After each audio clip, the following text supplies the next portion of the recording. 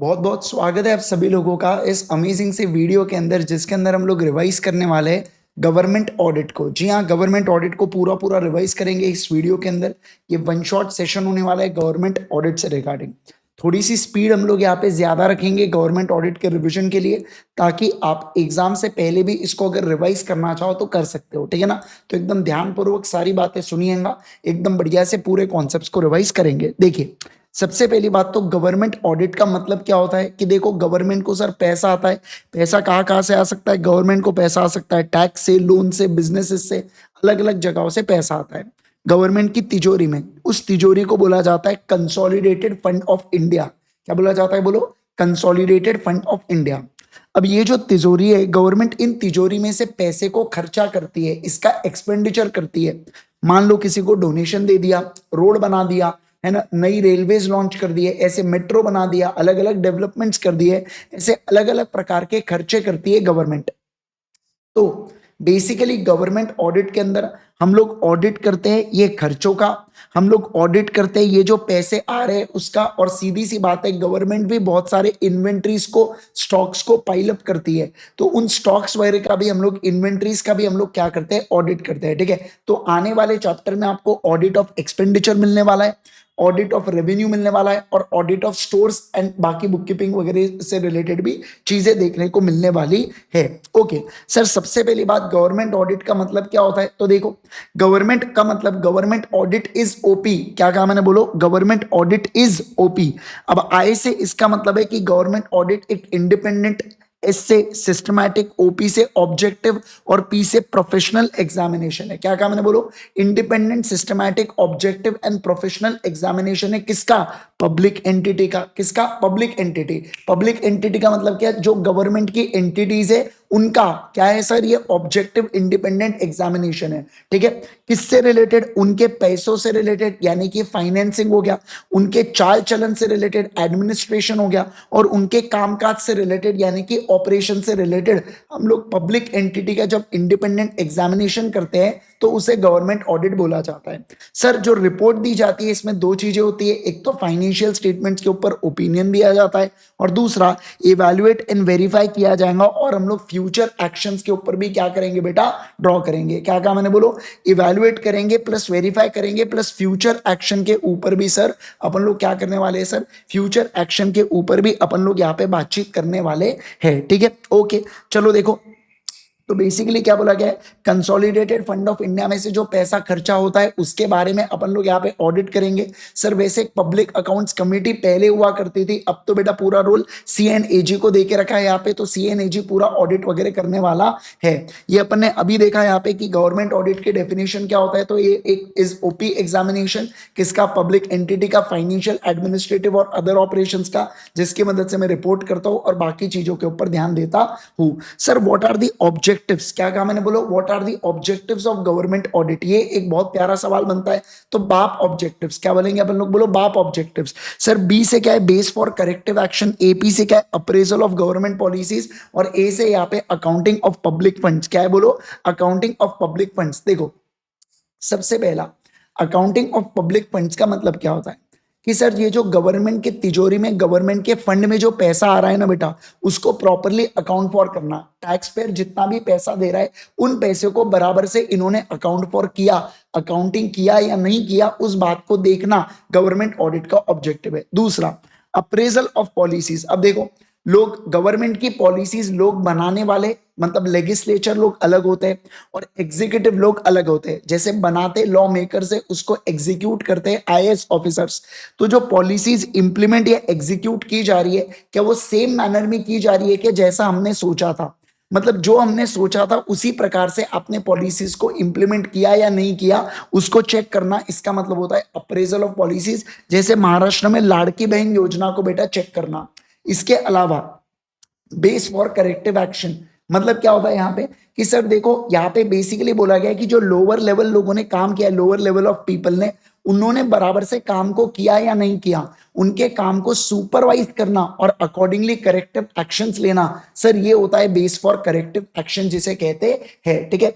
तो base for corrective action भी बनता है बेटा क्या, वन ऑफ द ऑब्जेक्टिव, क्या बनता है बोलो, वन ऑफ द ऑब्जेक्टिव्स। तो हम लोग क्या बोलेंगे, बाप ऑब्जेक्टिव्स, बी से क्या है यहाँ पे बताइए, बेस फॉर करेक्टिव एक्शन, ए से है अप्रेजल ऑफ अकाउंटिंग पॉलिसीज, और एक और ए से यहाँ पे आता है अकाउंटिंग किसके बारे में, पब्लिक फंड्स के बारे में। अब देखो सर यहाँ पे सी एंड ए जी होता है जो एक इंडिपेंडेंट फंक्शन है, जो अकाउंटेबल होता है बेटा कि जो लेजिस्लेटिव और एग्जीक्यूटिव ऑर्गन है उन्होंने लॉ रेगुलेशन और ऑर्डर को बराबर से फॉलो किया या नहीं किया उस बारे में देखना, ठीक है ना। ओके, अब अगर मैं बात करूं आपके साथ तो देखो यहाँ पे एडमिनिस्टर अकाउंटेबिलिटी के लिए कौन सीएनएजी होता है। अब इसके फ्रेमवर्क के बारे में क्विकली बात करते हैं। देखो सीएनएजी को अपॉइंट करता है बेटा प्रेसिडेंट, अपॉइंट करेगा सीएनएजी को। इसको वैसे तो आप रिमूव नहीं कर सकते, और अगर आपको रिमूव करना है तो प्रूवन मिसबिहेवियर, मतलब एक्चुअल में उसने कुछ मिसबिहेव करना चाहिए और वो पकड़ा जाना चाहिए, तो उसे प्रूवन मिसबिहेवियर कहते हैं। और 2/3 of both houses of parliament की आपको परमिशन लगेंगी, तब जाके आप उसको रिमूव कर सकते हो क्या, यस। इसके अलावा सर जो जज ऑफ सुप्रीम कोर्ट है उसकी सैलरी, जितनी सैलरी होती है बेटा किसकी, सीएनएजी की। सीएनएजी रिपोर्ट देता है सेंट्रल गवर्नमेंट को प्रेसिडेंट के केस में, मतलब सॉरी प्रेसिडेंट को देता है सेंट्रल गवर्नमेंट के केस में, और एक in case of state government ये गवर्नर को देता है रिपोर्ट, ठीक है। ओके, प्रेसिडेंट और सीएनएजी पॉलिसीज को ड्राफ्ट करते हैं और अकाउंट्स डिपार्टमेंट को देते हैं, और अकाउंट्स डिपार्टमेंट को इन पॉलिसीज को क्या करना होता है बेटा, फॉलो करना होता है। ओके, अगला सर कॉन्स्टिट्यूशन प्रोविजन क्या है, तो देखो तीन प्रकार के बेटा चीजें, आर्टिकल 149, आर्टिकल 150 और आर्टिकल 151। देखो आर्टिकल 150 क्या कहता है, ये अकाउंट्स के बारे में बात करता है। जैसे अकाउंट्स मेरा फेवरेट सब्जेक्ट था, मैं इतना पढ़ाई करता था जैसे अकाउंट्स में मुझे 150 मार्क आ जाए करके, जबकि पेपर तो 100 मार्क का है, पर मैं प्रिपेयर करता था कि मुझे 150 नंबर आ जाए। इसका मतलब 150 इज रिलेटेड टू अकाउंट्स, ठीक है। तो सीएनएजी एडवाइस करते हैं बेटा प्रेसिडेंट को कि किस तरीके से अकाउंट्स मेंटेन होना चाहिए, और उस तरीके से सेंट्रल और स्टेट गवर्नमेंट को अकाउंट्स मेंटेन करना होता है, ऐसा आर्टिकल 150 कहेगा। आर्टिकल 151 कहता है कि एक रिपोर्ट सीएनएजी प्रेसिडेंट को देगा सेंट्रल गवर्नमेंट के केस में, और एक रिपोर्ट वो गवर्नर को देगा स्टेट के केस में, ठीक है। तो 1 यहां पे आ गया। ओके, आर्टिकल 149 बात करता है सीएनएजी की कुछ ड्यूटीज है बेटा, मतलब ड्यूटीज एंड पावर्स है सीएनएजी की एज पर सीएजी एक्ट 1971, जिसको आने वाले वीडियो में या नेक्स्ट वाले पॉइंट में अपन लोग अभी बातचीत करने वाले हैं, ठीक है। तो अपन ने अपॉइंटमेंट एंड रिमूवल देखा, टेन्योर देखा, और अलग अलग कॉन्स्टिट्यूशन प्रोविजंस भी देखा। अब बात करेंगे सीएनएजी के ड्यूटीज एंड पावर्स के रिलेटेड पूरी चीजों को चर्चा करेंगे, ठीक है। देखो सर सीएनएजी की क्या ड्यूटीज है, सीएनएजी यानी कि controller and auditor general of India जो है ना बेटा, ये कंपाइल का मतलब होता है क्या करना, बताइए जल्दी से। जैसे अमलगमेशन, आपने अमलगमेशन गलत टर्म हो जाएगा, कंसोलिडेशन आपने पढ़ा होगा, है ना, उसी प्रकार से कंपाइल करना मतलब सारे रिकॉर्ड्स को बोल के जोड़ना, है ना, किसके, यूनियन और स्टेट के, और उसके बाद कंपाइल करने के बाद इन रिकॉर्ड्स को दे दिया जाता है बेटा प्रेसिडेंट को अगर यूनियन या सेंट्रल गवर्नमेंट की बात है तो, और गवर्नर को दे दिया जाता है अगर स्टेट से रिलेटेड बात है तो, या एडमिनिस्ट्रेटर को दे दिया जाता है अगर यूनियन टेरिटरी है तो। ओके सर, अकाउंट्स जो प्रिपेयर होते हैं ना, ये रिस्पेक्टिव डिपार्टमेंट प्रिपेयर करेंगे who are authorised to do so. मतलब क्या, जैसे बीएसएनएल के अकाउंट्स बेटा उनकी मैनेजमेंट प्रिपेयर करेंगे, ठीक है। इसरो के अकाउंट्स उनके कोई कमिटीज प्रिपेयर करेंगे, तो अकाउंट सब अपने अपने प्रिपेयर करेंगे। मैं सबसे अकाउंट्स बुला के जोड़ूंगा, और सेंटर के अकाउंट्स प्रेसिडेंट को दूंगा, स्टेट के गवर्नर को दूंगा, और एडमिनिस्ट्रेटर के पास दे दूंगा यूनियन टेरिटरी के। ओके सर, अब कुछ ड्यूटीज के अंदर कुछ जनरल प्रोविजंस की भी बात आती है। क्या कहा मैंने, बोलो। इन ड्यूटीज के अंदर कुछ जनरल प्रोविजंस की भी बात आती है यहाँ पे ऑडिट से रिलेटेड। देखिए क्या जनरल प्रोविजंस क्या है सर, ये कहता है कि जो हमारा कंसोलिडेटेड फंड है, क्या कहा मैंने, बोलो जल्दी से, जो हमारा कंसोलिडेटेड फंड है उसके अंदर जितने भी ऑल एक्सपेंसेस, क्या कहा बोलिए, ऑल एक्सपेंसेस है ना सर, वो डिसबर्स और use for the intended by authority. तो जनरल प्रोविजंस क्या कहते हैं ऑडिट से रिलेटेड, कि कंसोलिडेटेड फंड से जितना भी खर्चा हो रहा है ये सीएनएजी को चेक करना है कि प्रॉपरली डिसबर्स हुए है क्या, और जिस पर्पस के लिए उसको दिया गया, रोड बनाने के लिए दिए तो रोड बनाने के लिए इस्तेमाल करो, उससे किसी मिनिस्टर के घर नहीं बनने चाहिए, किसी मिनिस्टर के शीश महल नहीं बनने चाहिए बेटा। ओके अगला, सर अगर कोई कंटिंजेंसी फंड है और वो कंटिंजेंसी फंड से अगर ट्रांजैक्शन हुए हैं तो उन ट्रांजैक्शन का आपको क्या करना है, ऑडिट करना है। तीसरा, सर जितने भी ट्रेडिंग मैन्युफैक्चरिंग पीएनएल अकाउंट है डिपार्टमेंट के, चाहे यूनियन के हो या स्टेट के हो, इसका ऑडिट करके उसके ऊपर रिपोर्ट देने की जिम्मेवारी किसकी है, सीएनएजी की। इसके अलावा जितनी भी रिसीट्स या एक्सपेंडिचर होता है बेटा, उस वो भी ड्यूटी है सीएनएजी की। ये तीसरा पॉइंट है ड्यूटीज का, ठीक है। ये जनरल प्रोविजंस के 3 पॉइंट्स खत्म हुए, फिर तीसरा पॉइंट आता है ड्यूटीज का। वो है कि जितने भी गवर्नमेंट के रिसीट्स है और एक्सपेंडिचर है उसका ऑडिट कौन करेगा, सीएनएजी करेगा। सर अब सुनो, सर गवर्नमेंट अगर किसी बॉडी कॉर्पोरेट को सब्सटैंशियली फाइनेंस करती है तो इस सिचुएशन के अंदर उस बॉडी कॉर्पोरेट के रिसीट और एक्सपेंडिचर का भी ऑडिट करना पड़ेगा सीएनएजी को।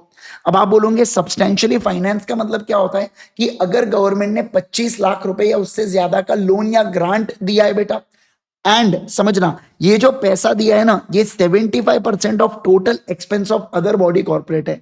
जैसे मान लो इस बॉडी कॉर्पोरेट का टोटल एक्सपेंस है 1 करोड़ रुपए का, तो सब्सटैंशियली फाइनेंस में कब बोलूंगा, जब बेटा 25 लाख से ऊपर का अमाउंट हो। मान लो जैसे फॉर एग्जांपल 30 लाख रुपए, बट क्या वो 75% हुआ टोटल एक्सपेंस का, 1 करोड़ का बेटा 75% हुआ क्या, नहीं, तो मैं कहूंगा ये सब्सटैंशियली फाइनेंस नहीं है। पर अगर मान लो फॉर एग्जांपल गवर्नमेंट इस केस में 75 लाख या उससे ऊपर का पैसा देती है ना, जहां पे टोटल एक्सपेंसेस 1 करोड़ है बेटा बॉडी कॉर्पोरेट के, तो उस सिचुएशन में मैं कह देता कि इस बॉडी कॉर्पोरेट के अब एक्सपेंसेस और रिसीट का आपको क्या करना पड़ेगा सर, ऑडिट करना पड़ेगा। ओके, इसके अलावा audit of grants and loans. Sir अगर कोई जनरल परचेस है, समझ रहा, कोई जनरल पर्पस के लिए देके रखा है या स्पेसिफिक पर्पस। अब स्पेसिफिक पर्पस के केस में मेरे को देखना पड़ेगा कि सैंक्शनिंग अथॉरिटी, जो सैंक्शन जिसने स्पेसिफिक पर्पस के लिए ग्रांट को दिया है, तो सैंक्शनिंग अथॉरिटी सेटिस्फाई किया करी है क्या खुद को, कि ओके जिस कंडीशन के लिए मैंने ग्रांट दिया था वो फुलफिल हुआ है। जैसे फॉर एग्जांपल मान लो कोई चीफ कमिश्नर है बेटा, उसने क्या किया, उसने ग्रांट अलोकेट किया एक हिस्लप कॉलेज को, और हिस्लप कॉलेज को बोला बास्केटबॉल कोर्ट बनाओ। तो उस कमिश्नर ने आके चेक करना चाहिए कि मैंने जो पैसे दिया था उससे वाकई में बास्केटबॉल कोर्ट बना या बास्केटबॉल कोर्ट नहीं बना। ऐसा कौन देखेगा बताइए जल्दी से, वो कमिश्नर खुद को सेटिस्फाई करेगा। इसके अलावा सर यहाँ पे receipts of union and states का ऑडिट होता है, स्टोर्स एंड इन्वेंट्री का ऑडिट होता है, गवर्नमेंट कंपनी का भी ऑडिट होता है। सर गवर्नमेंट कंपनी के केस में सीएजी अपॉइंट और डायरेक्शन देता है किसको, फर्स्ट या सब्सिक्वेंट ऑडिटर को ऑफ गवर्नमेंट कंपनी, मतलब ऑडिटर को अपॉइंट, समझना सीएनएजी एक चार्टर्ड अकाउंटेंट हैविंग सीओपी को अपॉइंट करता है, उसको बताता है कैसे ऑडिट करना है, और वो व्यक्ति फिर ऑडिट करेगा और बदले में क्या देगा, ऑडिट रिपोर्ट देगा। उसके साथ वो ये बताएगा कि सीएनएजी ने मुझे क्या डायरेक्शंस दिया था। इसके अलावा वो ये बताएगा बेटा कि उसने क्या एक्शन लिया उन डायरेक्शंस के ऊपर और इम्पैक्ट क्या हुआ। ये 4 बातें वो बताने वाला है। क्या क्या बताने वाला है बोलो, ऑडिट रिपोर्ट, क्या डायरेक्शन इशू हुए, एक्शन क्या लिया गया और इम्पैक्ट क्या हुआ। ये 4 बातें, क्या कहा मैंने बोलो, ये 4 बातें बताता है कौन सर, 4 बातें ऑडिटर वापस देता है किसको, सीएनएजी को। ओके सर, सीएनएजी के पास क्या पावर है, वो किसी भी inspect any office of the accounts, अब समझना बात को, वो किसी भी अकाउंट्स को, कोई भी ऑफिस के अकाउंट्स को इंस्पेक्ट कर सकता है। वो कह सकता है कि ये बुक्स ऑफ अकाउंट्स आप एक काम करो, एक स्पेसिफिक प्लेस पे भिजवाओ, मान लो for example public accounts committee जो नागपुर में, उसको अकाउंट्स भिजवाओ बीएसएनएल के पूरे। वो ऐसे क्वेश्चंस या ऑब्जर्वेशन किसी भी पर्सन से पूछ सकता है और इंफॉर्मेशन बुला सकता है। और इसके अलावा अपने पास, उसके पास जो काम है उस काम को किसी दूसरे को डिस्पेंस ऑफ, यानी कि किसी दूसरे को डेलीगेट कर सकता है और उसके ऊपर लिमिटेड चेक्स लगा सकता है, मतलब कि उसके ऊपर खुद काम कर सकता है लिमिटेड एक्सटेंट तक। किस तक बोलो जल्दी से, लिमिटेड एक्सटेंट तक। ये आपके पूरे पूरे पॉइंट्स हुए। फिर आपके पावर ऑफ सीएनएजी भी हुआ। अब अपना यहाँ पे चालू होने जा रहा है बेटा गवर्नमेंट ऑडिट के बारे में पढ़ेंगे। गवर्नमेंट ऑडिट के अंदर 5 तरीके के ऑडिट होते हैं, जैसा रूल्स अगेंस्ट नहीं, audit against rules and orders होता है, ऑडिट ऑफ सैंक्शंस होता है, audit against provision of funds होता है, प्रोप्राइटरी ऑडिट होता है और परफॉर्मेंस ऑडिट होता है। ठीक है ना। तो ये 5 तरीके के ऑडिट मैं अभी आपको यहाँ पे पढ़ाने जा रहा हूँ। प्लीज सारे लोग फोकस करना एकदम बढ़िया से, very important from the exam perspective. ठीक है ना, आओ ध्यान दो। सर ऑडिट ऑफ एक्सपेंडिचर के अंदर क्या होता है समझना, कि सर जो गवर्नमेंट एंटरप्राइज है ना, देखो गवर्नमेंट है, उनके कंसोलिडेटेड फंड ऑफ इंडिया, मतलब कि उनका जो बैंक अकाउंट है, आप ऐसा समझो उनका जो तिजोरी है, उस तिजोरी में से अलग अलग पर्पसेस के लिए पैसा विड्रॉ किया जाता है, जिसे एक्सपेंडिचर बोला जाता है। जैसे रोड बनाना हो गया, मान लो कोई फॉर एग्जांपल अभी जैसे महाकुंभ चल रहा है बेटा, तो महाकुंभ के लिए तैयारी करना होगा, ऐसा अलग अलग चीजों के लिए उस कंसोलिडेटेड फंड ऑफ इंडिया में से पैसा निकाला जाता है। तो हम लोग इसके अंदर क्या करने वाले हैं, हम लोग यहाँ पे ये जो एक्सपेंडिचर हुआ है इस एक्सपेंडिचर का ऑडिट करने वाले हैं।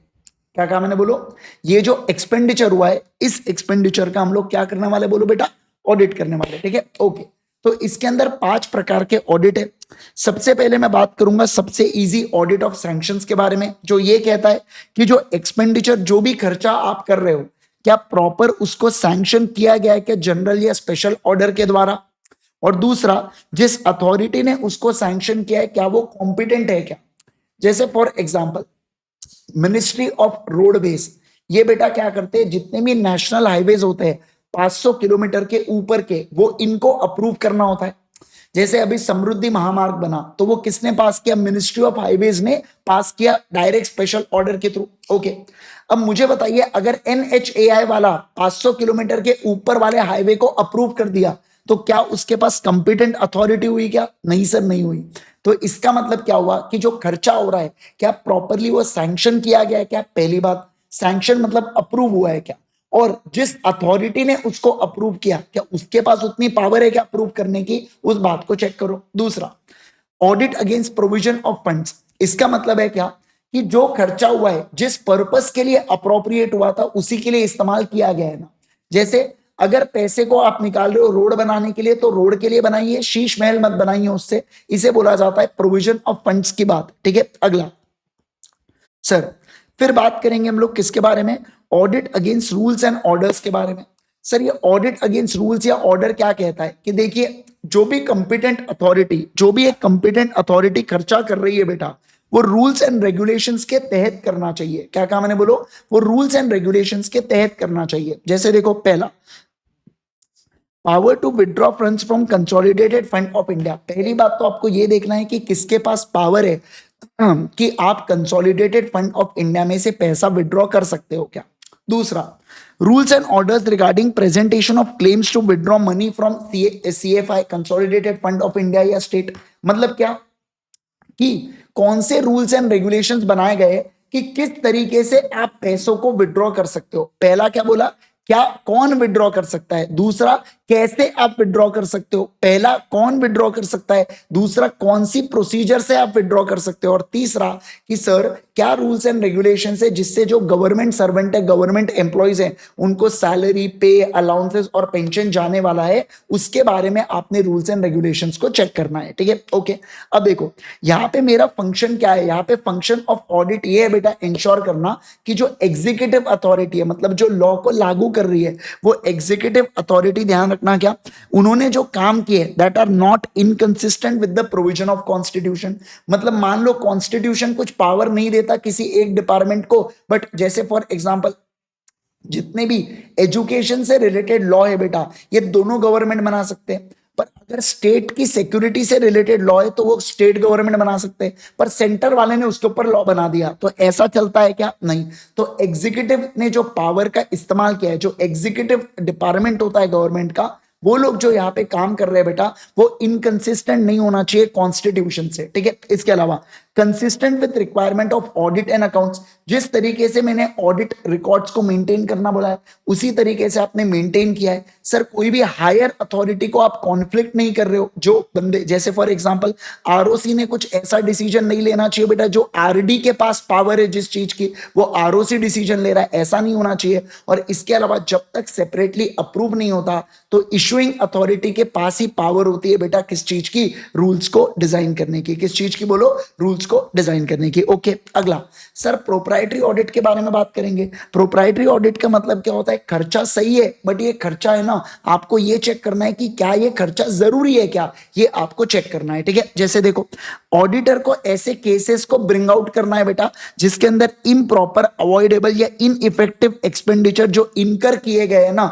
As per rules and order. मतलब देखो खर्चा हुआ है वो अप्रूवल के थ्रू हुआ है, अप्रोप्रिएशन भी सही है, विद इन लिमिट है, सब कुछ एकदम बढ़िया है, रूल्स एंड रेगुलेशंस को फॉलो करके किया गया है, बट वो है ना इम्प्रॉपर था, मतलब उसकी जरूरत ही नहीं थी, वो अवॉइड किया जा सकता था, वो इनइफेक्टिव खर्चा किया, तो इसे प्रोप्राइटरी ऑडिट बोला जाता है। मतलब इनका कहना है कि पब्लिक इंटरेस्ट को, जो पब्लिक से आपको टैक्स का पैसा मिलता है, उसको पानी की तरह उड़ा रहे, ऐसा मत करो। माना कि वो सैंक्शन होगा, अप्रूव होगा, विद इन लिमिट होगा, बट इतना फालतू खर्चा हमने आज तक देखा ही नहीं बेटा।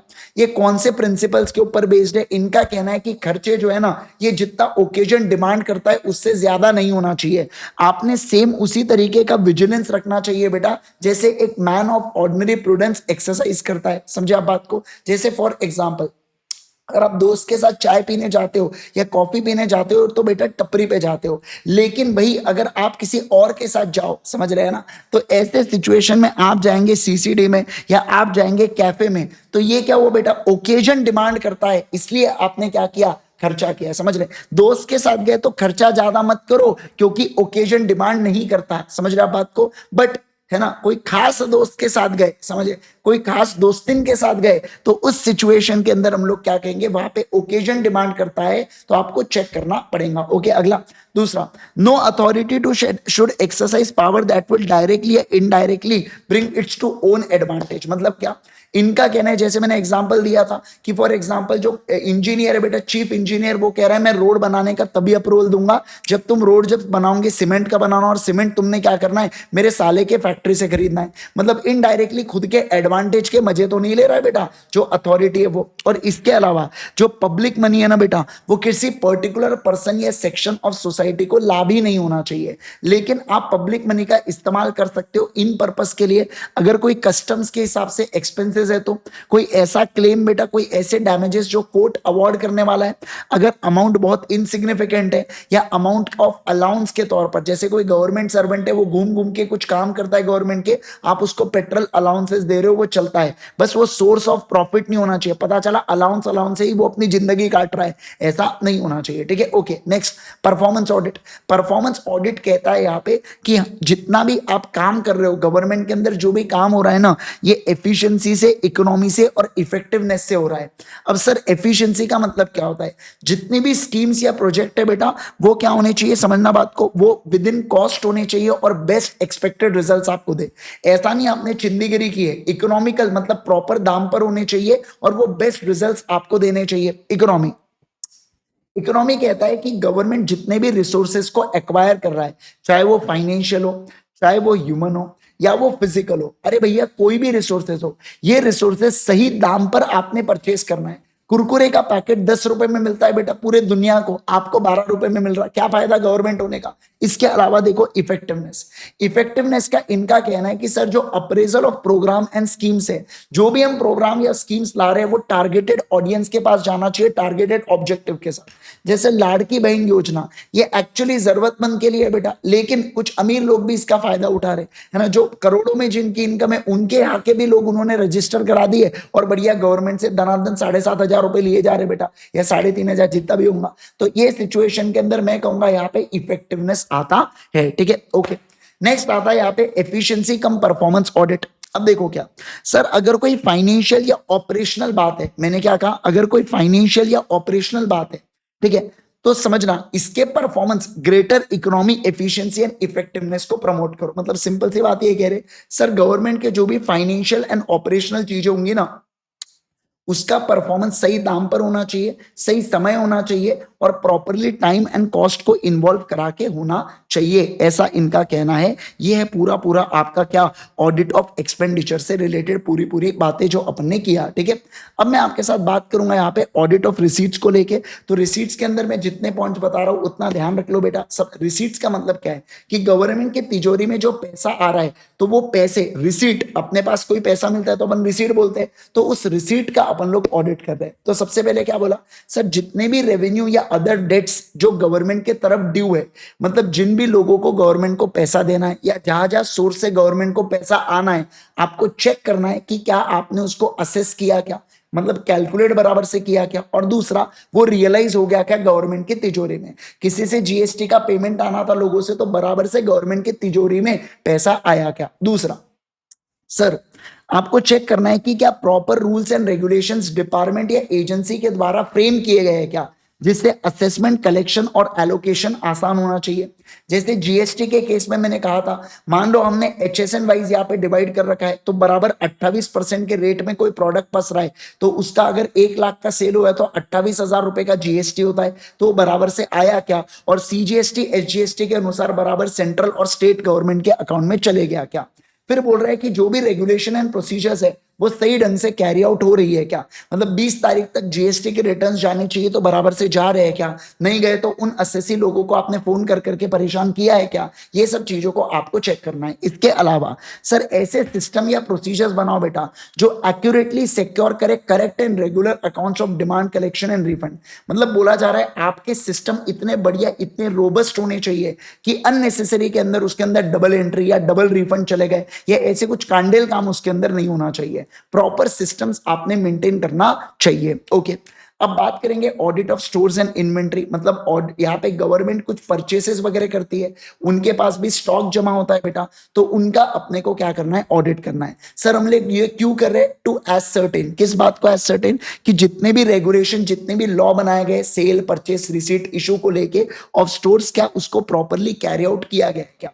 जैसे फॉर एग्जाम्पल मिलिट्री के अंदर कोई भी इक्विपमेंट्स आते जाते, स्टोर्स के पास आते जाते, तो जीआरएन इशू होता है, फिर गुड्स रिसीट नोट क्रिएट होता है, ऐसे अलग अलग बातें, इशूड नोटिस क्रिएट होती है, ऐसे बहुत सारी चीजें क्रिएट होती है। तो क्या बराबर से आपने रेगुलेशंस और चालान को फॉलो किया है क्या, ये आपको क्या करना है, बोलो जल्दी से मुझे, ये आपको यहाँ पे फॉलो करते हुए देखना है। दूसरा, to bring to the notice, क्या बोला यहाँ पे बताइए, ब्रिंग टू द नोटिस। अगर सर क्वांटिटी स्टोर्स में होनी चाहिए थे 1000, क्वांटिटी है 900, तो ये जो डेफिशिएंसी है इसको आप नोटिस में लाइए लोगों के मतलब जो भी चीफ ऑफिसर है उनके। फिर वेरीफाई करो कि जो परचेसेस किया है ये आपने प्रॉपरली सैंक्शन किया है क्या, प्रॉपरली आपने टेंडर बुला के परचेसेस किया है क्या। फिर ये क्यों, ये आपको इंश्योर, ये ऑडिट आप क्यों कर रहे हो, इस चीज को इंश्योर करने के लिए कि जो भी अपने पैसा पे किया, प्राइजेस पे किया है, ये पहली बात तो रीजनेबल है और ये एज पर एग्रीमेंट है जो क्वांटिटी और क्वालिटी को सर्टिफाई करता है। इसके अलावा अगर कोई अनइकोनॉमिकल परचेसेस है तो मैंने नोटिस में लाना चाहिए, मैंने सामने वाले को ध्यान में लाना चाहिए। मुझे चेक करना है बेटा कौन सी बात को, कि जो भी रिसीट्स है, इश्यूज है, बैलेंसेस है, किसके, इन्वेंट्री रिकॉर्ड्स के, वो बराबर है क्या। और प्रोसेस कॉस्टिंग में आपने पढ़ा है कि जो नॉर्मल लेवल ऑफ कंजम्पशन है वो भी बराबर से मेंटेन होते हुए चल रहा है क्या। ऐसा नहीं होना चाहिए कि जैसे फॉर एग्जांपल मान लो 5 रॉ मटेरियल से एक फिनिश गुड्स बनता है और मैं यहाँ पे चेक कर रहा हूँ कि 1000 इशू है, तो भैया अगर 1000 इशू है तो इस केस के अंदर आपके 200 फिनिश गुड्स आने चाहिए, पर आप देख रहे हो 150 ही आए, मतलब कुछ ना कुछ दया, कुछ तो गड़बड़ है बेटा। ठीक है, ओके, अगला। फिर ऑडिट ऑफ कमर्शियल अकाउंट्स के बारे में बात करेंगे। सर ये जितनी भी पब्लिक एंटरप्राइजेस है इनको 3 पार्ट में बांट सकते हैं। जैसे डिपार्टमेंटल एंटरप्राइज, जिसके अंदर एग्जांपल होगा अपना यहाँ पे पोस्ट ऑफिस का। सर स्टैट्यूटरी बॉडी कॉर्पोरेशन जैसे एलआईसी, एसबीआई हो गया, या गवर्नमेंट कंपनी हो गया, भेल सेल बीएसएनएल हो गया, ठीक है ना। सर ये लोग एंगेज होते हैं इन कमर्शियल ट्रेडिंग ऑपरेशन, जैसे बाकी बिजनेसेस होते हैं वैसे इनका सेम बिजनेसेस होता है, सेम लॉ जो बाकी लोगों को एप्लीकेबल होता है वो इनको होता है। ठीक है सर, यहाँ पे अपन ऑडिट करते हैं कि बराबर से इन्होंने अकाउंट्स को मेंटेन किया है क्या। दूसरा, सर जो लॉ के द्वारा है तो इन इस केस के अंदर ये गवर्नमेंट के द्वारा फाइनेंस्ड होते हैं इन फॉर्म ऑफ लोन या ग्रांट, और ये डिपेंड करते हैं nature and type of statute जो इस बॉडी के ऊपर या कॉर्पोरेशन के ऊपर गवर्न करता है। जैसे एसबीआई को एसबीआई एक्ट को फॉलो करना है, एलआईसी को एलआईसी एक्ट को फॉलो करना है। ओके सर, बाकी जो गवर्नमेंट कंपनी होता है ये तो नॉर्मल कंपनी की तरह होता है जिसपे सीएजी ऑडिट करता है, वो सप्लीमेंट्री ऑडिट भी कर सकता है और वो अलग अलग डायरेक्शंस भी इशू कर सकता है। ठीक है, ओके। तो देखो अपन ने ऑडिट ऑफ रिसीट्स को देखा, फिर इसके बाद मैंने आपको क्या पढ़ाया, audit of stores and inventory पढ़ाया, फिर ऑडिट ऑफ अभी अपने चल रहे कमर्शियल अकाउंट्स के बारे में बात किया, और ये चीजें अपन ने यहाँ पे देखा। अब मैं यहाँ पे आपको बताने जा रहा हूँ कौन सी दूसरे चीजों के बारे में, सप्लीमेंट्री ऑडिट, ये सब चीजें। देखो सर, सीएनएजी यानी कि controller and auditor general of India जो होता है ना बेटा, वो अपॉइंट कर सकता है किसको, फर्स्ट ऑडिटर को भी और सब्सिक्वेंट ऑडिटर को भी। क्या कहा मैंने, बोलो। सीएनएजी फर्स्ट ऑडिटर और सब्सिक्वेंट ऑडिटर दोनों को अपॉइंट कर सकता है। सर सीएनएजी मेन ऑडिटर को बताएगा, मतलब जिसके पास सीए प्लस सीओपी है उसको बताएगा, मैनर बताएगा कि किस तरीके से भाई तुझे ऑडिट करना है। फिर ऑडिटर क्या देने वाला है बेटा, ऑडिट रिपोर्ट देता है किसको, सीएनएजी को, ऑडिट रिपोर्ट देता है। किसको ऑडिट रिपोर्ट देता है बोलो जल्दी से? सीएनएजी को ऑडिट रिपोर्ट देता है। अब देखो सर, एक बात मैं आपको बता दूं, सीएनएजी के पास पावर होता है सप्लीमेंट्री ऑडिट का। मतलब जब से ऑडिट रिपोर्ट इशू हुआ है वहां से 60 दिन के अंदर सीएनएजी सप्लीमेंट्री यानी कि एडिशनल ऑडिटर से या दूसरे ऑडिटर से दोबारा से क्विक ऑडिट करवा सकते हैं। ठीक है, किसका? फाइनेंशियल स्टेटमेंट ऑफ कंपनी का। पर्सन या पर्सन जो उसको अथराइज करेंगे, एक को, दो को, तीन को, किसी को भी मिलके बेटा ऑडिट करवाएंगे। और ये पर्पस ऑफ ऑडिट होगा इंफॉर्मेशन या कोई एडिशनल इंफॉर्मेशन को जानना। ठीक है, अब जैसे ही ऑडिट होगा ये जो ऑडिटर है सीएजी को रिपोर्ट देंगे। अब सीएजी इस रिपोर्ट के ऊपर अपना कमेंट करेगा और कंपनी से कहेगा हर एक पर्सन जिनको फाइनेंशियल स्टेटमेंट इशू हुए, जैसे डिबेंचर ट्रस्टी हो गया, मेंबर्स हो गया, इन सारे लोगों को क्या भिजवाओ? इन सारे लोगों को ये कमेंट और नई वाली जो ऑडिट रिपोर्ट है या जो एडिशनल ऑडिट रिपोर्ट है वो भिजवाओ। ठीक है, इसके अलावा सीएनएजी टेस्ट ऑडिट भी करवा सकता है। टेस्ट ऑडिट का मतलब क्या होता है? टेस्ट ऑडिट का मतलब होता है किसी पर्टिकुलर इसमें झोल अगर लग रहा है, मान लो सेल में झोल है, परचेस में झोल है, तो उस सिचुएशन के अंदर मैं उसका टेस्ट ऑडिट करवाऊंगा। तो सीएजी टेस्ट ऑडिट करा सकता है अकाउंट्स ऑफ कंपनी का। 19A ऑफ सीएजी रिपोर्ट देगा और यहाँ पे रिपोर्ट करेंगे अपन टेस्ट ऑडिट के रिगार्डिंग। अब सीएजी इसको लेके डायरेक्ट करता है मैनुअल्स की किस तरीके से आपको ऑडिट करना है, इंस्ट्रक्शंस देता है और उस हिसाब से परफॉर्म करना पड़ेगा किसको? ऑडिटर को। सर सीएजी के पास पावर होती है सप्लीमेंट्री टेस्ट ऑडिट की, और for the purpose of audit वो एडिशनल इंफॉर्मेशन भी मंगवा सकता है और जनरल या स्पेशल ऑर्डर को पास भी कर सकता है। इस बात का ध्यान रखें। ओके, अगला सर, आखिरी में आर्टिकल 151 के अनुसार मैं रिपोर्ट को प्रिपेयर करूंगा, प्रेसिडेंट और गवर्नर को दूंगा, जो अल्टीमेटली इसको कहां पे रखेंगे सर? हाउसेज में प्रेजेंट कर देंगे और वहां पे बहसबाजी करके चीजों को फाइनलाइज कर दिया जाता है। ठीक है, ओके सर। तो ये होता है आपका क्या समाप्त बेटा? ये होता है यहाँ पे आपका पूरा पूरा कौन सा? Government audit finish finish and finish. ठीक है, तो 30 मिनट के अंदर लगभग 31 मिनट के अंदर अपन ने पूरे गवर्नमेंट ऑडिट को फिनिश ऑफ कर दिया है।